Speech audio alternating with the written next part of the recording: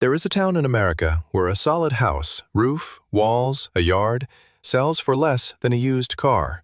Not a down payment, the whole house. And honestly, that's not even the strangest place on this list. In this video, I'm going to show you 10 forgotten American towns where homes reportedly sell for almost nothing. Places where a retiree on a fixed income can own a home outright, free and clear, for the price of a used pickup truck. A Rust Belt giant built by U.S. Steel where homes now sell for almost nothing. A Mississippi Delta town where the blues themselves were born at a haunted crossroads. And the number one spot? A desert silver boomtown that died and is quietly breathing again under the brightest stars in America. And do not skip around. Every single town hides one detail you are going to want, and number one is the best of them all. So stay with me all the way to the end. 10 towns, real history, homes for almost nothing. None of this is a typo. I checked twice. Quick honest note before we start, because this one matters more than usual.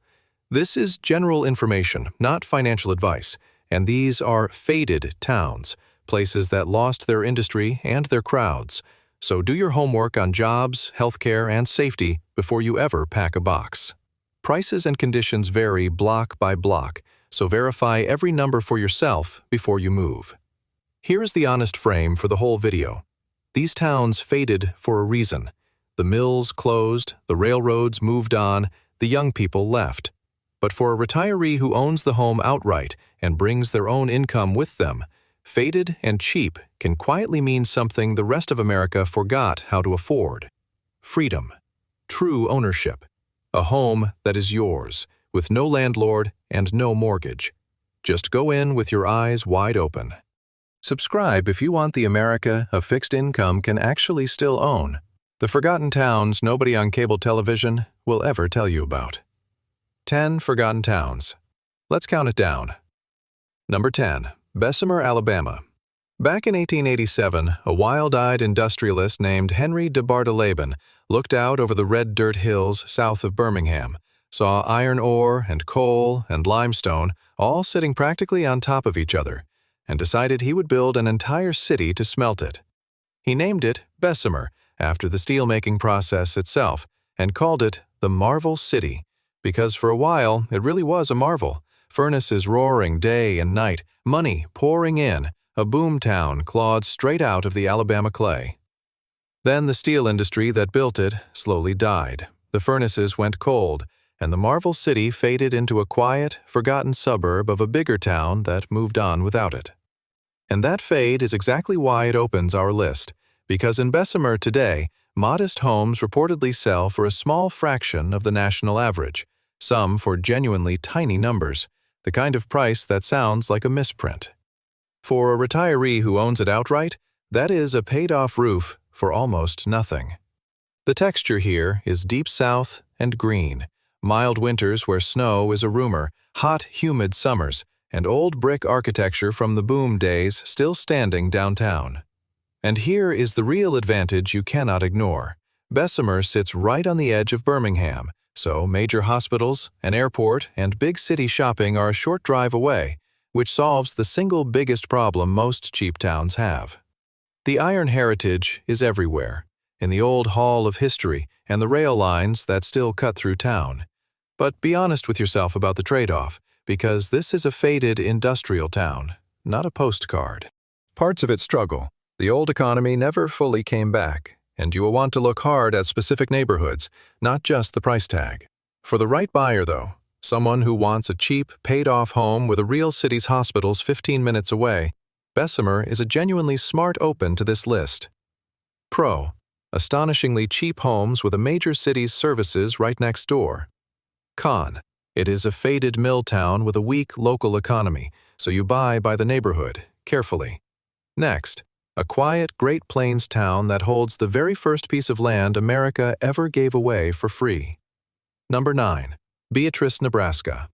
On the very first day the Homestead Act took effect, January 1, 1863, a man named Daniel Freeman reportedly talked a land office clerk into opening up just after midnight so he could file the very first homestead claim in the entire United States on a quarter section of prairie right outside Beatrice. That single act gave away 160 acres of free land to anyone willing to work it, and it remade the whole American West. Today, that exact spot is the Homestead National Historical Park, the birthplace of free land in America.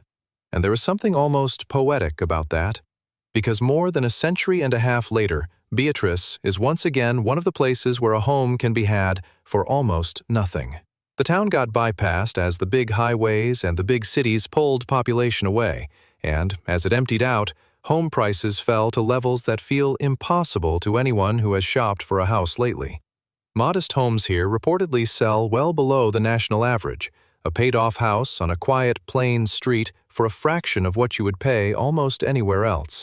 The texture is pure small-town Nebraska. Wide skies, 4 real seasons, cold, snowy winters, and warm, green summers, a historic courthouse square, and a friendliness that is genuinely not an act out here. There is a local hospital in town for everyday care, and Lincoln, the state capital, is about an hour north for anything bigger. The honest caveat is the isolation and the weather. This is the Great Plains. Winters bite hard. The nearest big city is a real drive, and the local job market is thin. So this is a town for someone who arrives already retired with their own income, not someone hunting for work. But if you want quiet, space, deep roots, and a home you own free and clear on the very ground where free land was born, Beatrice is hard to beat. Pro: dirt cheap homes, real history under your feet, and genuine small-town safety and quiet. Con: hard plains winters and real isolation, with the nearest city an hour away. Next, an old western coal town on the Santa Fe Trail, with a brick downtown frozen in time. Number 8. Trinidad, Colorado. Long before it was a quiet mountain town, Trinidad was a hard stop on the old Santa Fe Trail, where wagon trains crawling toward New Mexico paused before climbing the brutal Raton Pass. Then they found coal in the hills, and Trinidad exploded. Immigrants poured in from a dozen countries, the mines ran around the clock, and the town got rich enough to build a downtown of solid brick and stone that still stands today. It also saw one of the darkest days in American labor history nearby, the Ludlow tragedy of 1914, when a miners' strike turned deadly. When the coal played out, Trinidad slipped into a long, quiet sleep. And that sleep is exactly what preserved it, and what keeps it affordable now. Because while the rest of Colorado has become brutally expensive, Trinidad remained one of the last genuinely affordable spots in the whole state, with homes reportedly selling for a fraction of what you would pay up in Denver or the ski towns. You can still find solid older homes here at prices that feel like a different decade. The texture is gorgeous. Real Rocky Mountain setting, high desert light, 4 crisp seasons with cool summers and snowy winters, and that stunning preserved Victorian brick downtown that filmmakers love. There is a hospital right in town, and the air is clean and dry at altitude, which a lot of people quietly feel better in. Now, the honest caveats. It sits at high elevation, so winters are real and the thin air takes adjustment. And it is genuinely remote. The nearest big city is a long highway drive, so for major specialized medical care, you are traveling. The local economy is still finding its feet, but for a retiree who wants real mountain beauty and a historic downtown without the insane Colorado price tag, Trinidad is a rare surviving bargain in an expensive state.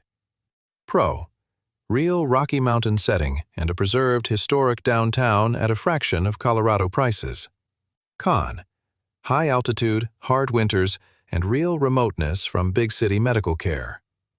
Next, a forgotten Ohio river town that turned its flood wall into a mile of art and gave America a singing cowboy. Number 7. Portsmouth, Ohio. Down where the Scioto River pours into the mighty Ohio, Portsmouth was once a roaring industrial town of shoes and steel and bricks, and it gave the world a singing cowboy, because Roy Rogers, the king of the cowboys himself, was born right here in 1911. The town flooded so catastrophically in 1937 that they built a massive concrete flood wall to hold the river back. And then, in one of the great small-town ideas in America, they covered that grim wall with a mile of gorgeous murals telling the town's whole story.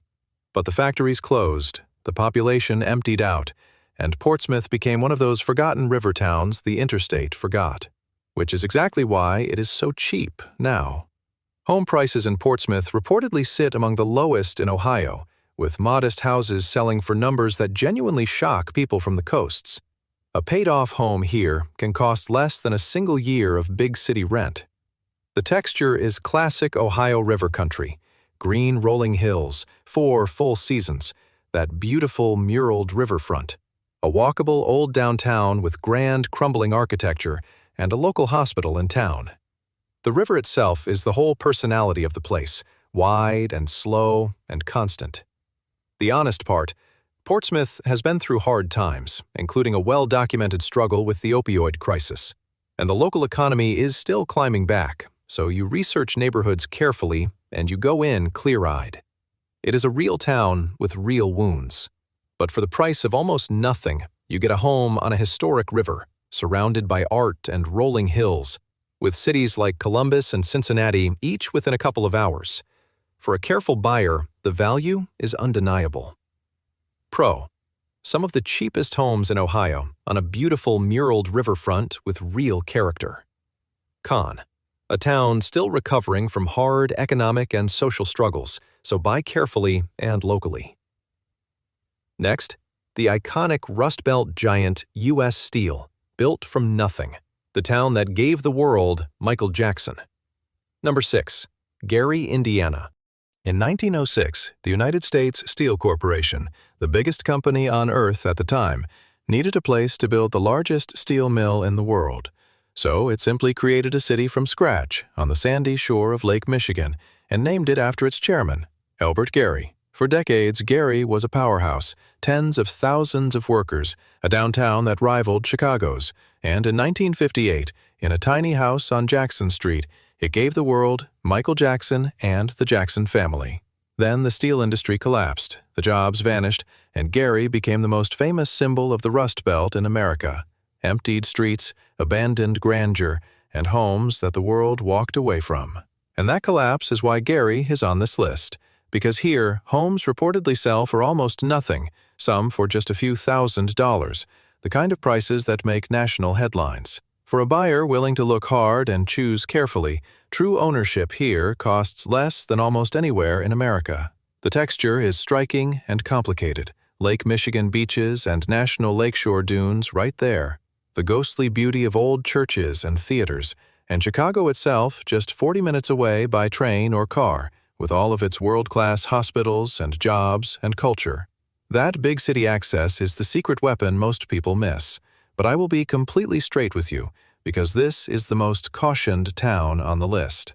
Gary has serious challenges: crime in parts, blight, struggling services, and the cheapest homes are cheap for hard reasons. So this is absolutely a town where you research the specific block, work with locals, and go in with total honesty about what you are buying. It is not for everyone. But its history is towering, its lakefront is real, and Chicago is right there. And for the right, careful person, almost free ownership minutes from a world-class city is a genuine, if bold, opportunity. Pro: homes for almost nothing, lakefront and dunes, and Chicago 40 minutes away. Con: serious crime, blight, and service struggles in parts, so extreme care and local guidance are essential. Now, we step into the top 5, where the forgotten towns start to get their soul back. Quick pause. And this is the part I told you not to skip, so stay with me. So far, these towns are cheap and faded, and a couple come with real cautions. That is the honest truth.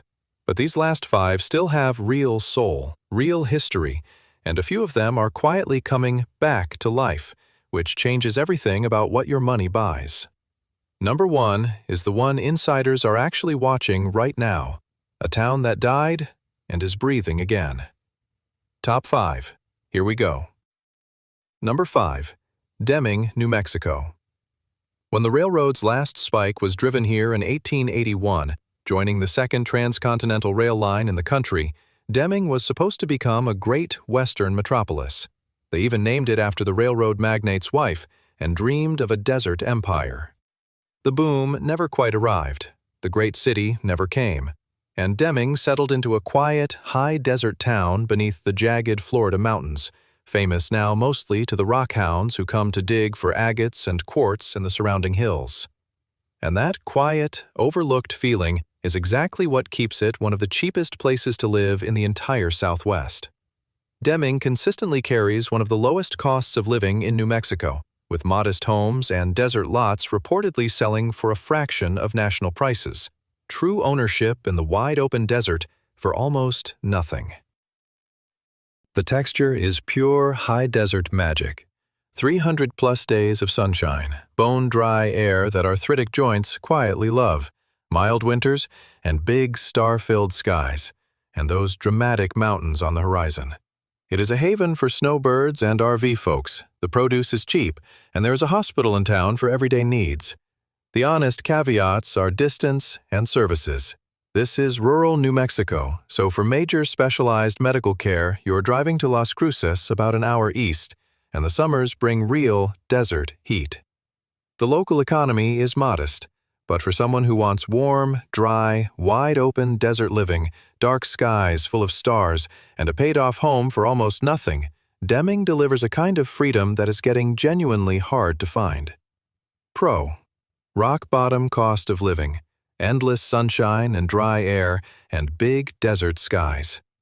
Con: real remoteness and desert heat, with major medical care an hour away. Next, the heart of West Virginia coal country, a place once so rich they called it Little New York. Number 4. Welch, West Virginia. Deep in the mountains of McDowell County, Welch was once the beating heart of the richest coal field in the world, and so much money and so many people crowded into its narrow valley that they called it Little New York.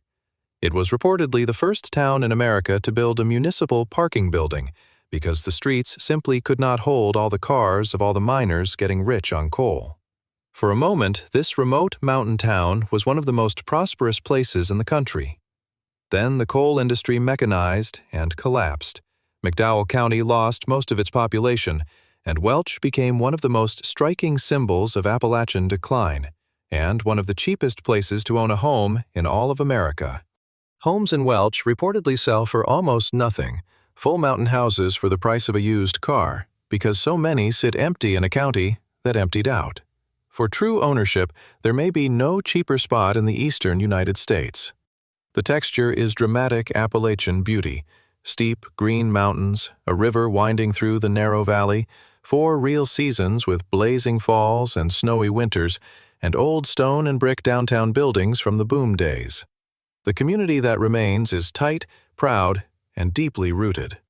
But I have to be honest, because this is the deepest fade on the list. McDowell County faces real, well-documented struggles, a thin economy, distance from services, and the long shadow of the coal collapse. So healthcare and jobs are genuine concerns, and you must research carefully. This is a town for someone arriving with their own income, who wants mountain quiet and near-free ownership and understands the trade. For that person, the mountains are stunning and the price is unbeatable. Pro: possibly the cheapest true home ownership in the eastern U.S. in stunning Appalachian mountains. Con: the deepest economic fade on the list, with real concerns about services and distance. Next, an end-of-the-rail Texas Plains town named for the last great Comanche chief. Number 3. Quanah, Texas. This wide-open North Texas Plains town carries one of the most remarkable names in America, because it is named directly for Quanah Parker, the last chief of the Comanche, the most powerful warrior on the southern plains, son of a captured white settler woman, who fought the U.S. Army to a standstill and then, after surrendering, became a respected leader who reportedly blessed the very town that took his name. They built it as a railroad town, the end of the line out on the rolling high plains, and named it for the man whose people had ruled that land. The railroad faded, the bypasses came, and Quanah settled into a quiet, wide-open prairie town that the modern world mostly drives past on the way to somewhere else. And that quiet is why it is cheap. Homes in Quanah reportedly sell for a small fraction of national prices, modest houses on big lots under enormous Texas skies. And Texas famously takes no state income tax at all, so every dollar of your income stays yours. The texture is pure Texas plains, huge skies, dramatic sunsets, warm, dry weather most of the year, the rugged red canyons of Copper Breaks State Park just south of town, with its bison herd and dark night skies, and a classic courthouse square. There is a local hospital for everyday care. The honest caveats are space and distance. This is remote, wide-open country, so for big city shopping or major medical, you are driving a real distance, and the local economy is small. But for someone who wants room to breathe, no state income tax, dark Texas skies, and a paid-off home for almost nothing on the same plains the Comanche once ruled, Quanah is a wide-open piece of real American history. Pro: cheap homes, no state income tax, and wide-open Texas plains with real history and dark skies. Con: genuine remoteness, a small economy, and a real drive to big city services. Next, the Mississippi Delta town where the blues were born, at the most legendary crossroads in American music. Number 2, Clarksdale, Mississippi. In the flat, fertile heart of the Mississippi Delta sits Clarksdale, and this little town did something almost no place on earth can claim. It gave birth to a whole form of music. The blues were born in these cotton fields and juke joints, and legend says it was right here, at the crossroads of highways 61 and 49, that the young guitarist Robert Johnson reportedly sold his soul to the devil at midnight in exchange for impossible talent. Muddy Waters, John Lee Hooker, Sam Cooke. The delta around Clarksdale shaped the sound of the entire modern world. But the delta's cotton economy faded, and machines replaced the field hands, and Clarksdale, for all its towering musical history, became one of the poorest and cheapest towns in the country. Homes here reportedly sell dirt cheap, modest houses for a small fraction of national prices, in the single most affordable state in America. True ownership in the birthplace of the blues for almost nothing. And here is what makes Clarksdale special on this list. It is quietly coming back. Blues tourists now come from all over the world for the juke joints and the famous crossroads. Festivals fill the streets, and a small, real revival is breathing life back into downtown. The texture is warm and green, mild winters, hot, humid summers, and music absolutely everywhere. There is a hospital in town. The honest caveats are real. This is a poor region with a thin economy and genuine concerns about services in the rural delta, so research carefully. But few places on earth offer this much soul for this little money. To own a home for almost nothing in the very birthplace of the blues, in a town that is slowly waking back up, that is something special. Pro: dirt-cheap homes soaked in world-famous musical history, in a town quietly reviving. Con: a poor region with a thin economy and real concerns about rural services. And then there is number 1, a silver boomtown that died completely and is breathing again under the brightest stars in America. Number 1, Tonopah, Nevada. Here is the story.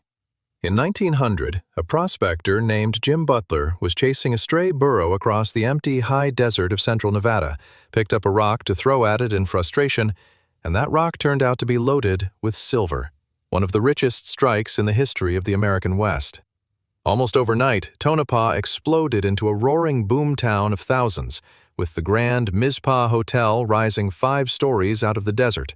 Fortunes made and lost in a single night, the last great silver rush of the Old West. And then, like every boomtown, the silver ran out, the mines closed, the crowds left, and Tonopah was all but declared dead, a shrinking dot on a lonely Nevada highway. But here is the twist that puts it at number 1. Tonopah did not stay dead.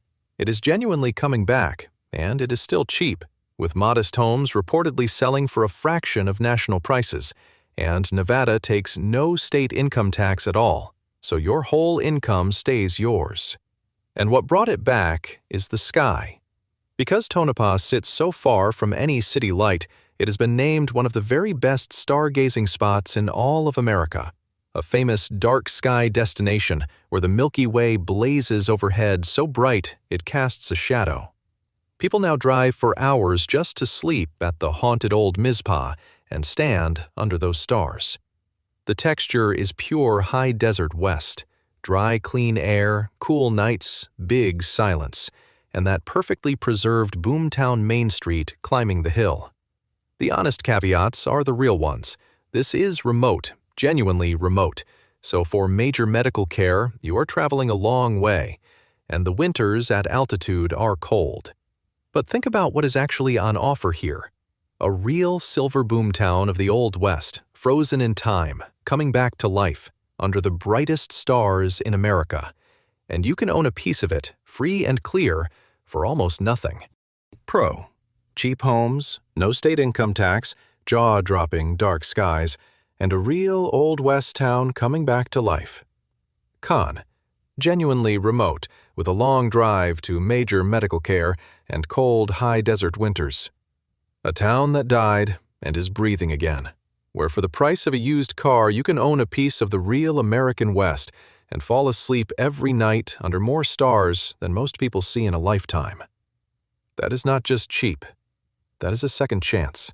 For the town, and maybe for you. The handful of people quietly buying in out here have figured out something the rest of the country somehow missed.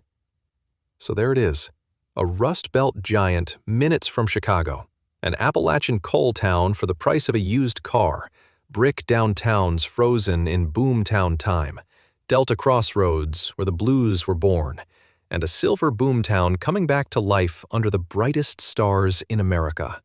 All of them with homes for almost nothing. Remember the thread. Every one of these towns faded for a reason.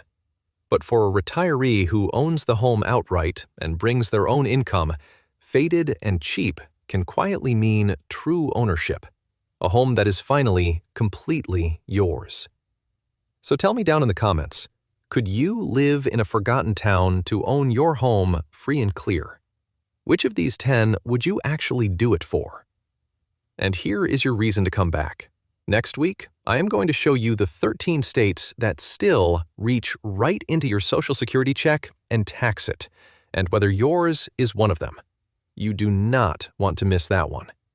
Subscribe so it lands in your feed the moment it drops. And one last honest reminder. This is general information, not financial advice, and these are faded towns. So do your homework on jobs, healthcare, and safety, and verify every price for your own situation before you ever pack a box.